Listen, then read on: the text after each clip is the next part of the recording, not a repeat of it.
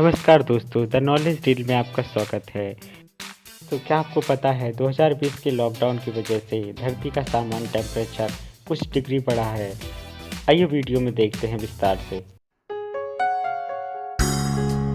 पिछले कई दशकों से वायु प्रदूषण की वजह से ग्लोबल वार्मिंग के खतरों से आगाह कराया जा रहा था।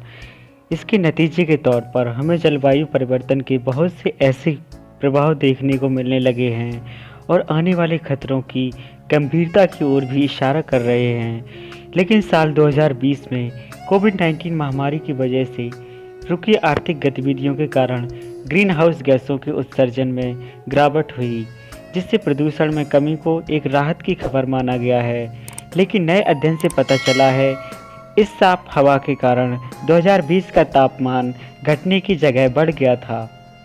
कुछ समय के लिए अमेरिका, रूस और चीन के कुछ इलाकों में तापमान 0.3 से 0.37 डिग्री तक गर्म हो गया था।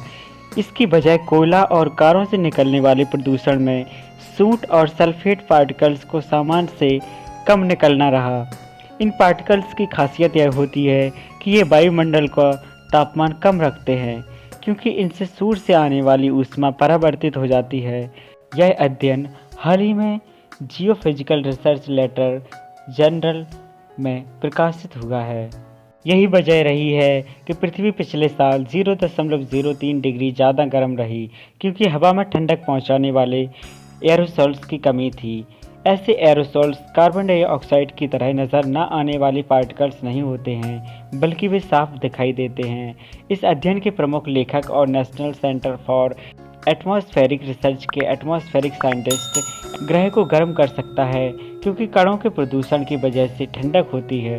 एंड्रू जेट लेमन ने बताया कि हवा का साफ होना वास्तव में जेट लेमन और उनकी टीम की गणना साल 2020 के मौसम के कंप्यूटर मॉडल के सिमुलेशन के आधार पर थे, जिसमें उन्होंने महामारी के कारण लगे लॉकडाउन के कारण हुई प्रदूषण में कमी को शामिल नहीं किया था। उनका कहना था कि कार्बन उत्सर्जन के कारण ऊष्मा के जमा होने से जो गर्मी बढ़ी, उसकी बजाय इन कणों के कम होने से गर्मी का प्रभाव ज़्यादा तेज था।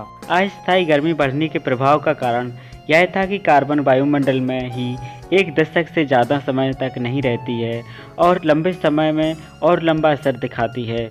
वहीं एरोसोल्स जैसे कण हवा में केवल एक ही हफ्ते तक रह पाते हैं। ठंडक देने वाले एरोसोल्स की कमी न होने के बाद भी साल 2020 में ग्लोबल टेम्परेचर पहले ही पिछले साल का रिकॉर्ड तोड़ चुका था और एरोसोल्स प्रभाव इस बात की व्याख्या करने में मदद कर सकता है कि 2020 नासा के मापन तंत्र के मुताबिक सबसे गर्म साल कैसे रहा। नासा के वैज्ञानिक गैविन स्मिथ, जो इस अध्ययन का हिस्सा नहीं थे, उनका कहना है कि यह अध्ययन अन्य देशों की पुष्टि करता है।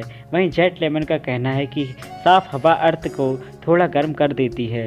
एक तथ्य यह भी है कि मानवीय गतिविधियों का ग्लोबल वार्मिंग पर वैश्विक प्रभाव लंबा होता है।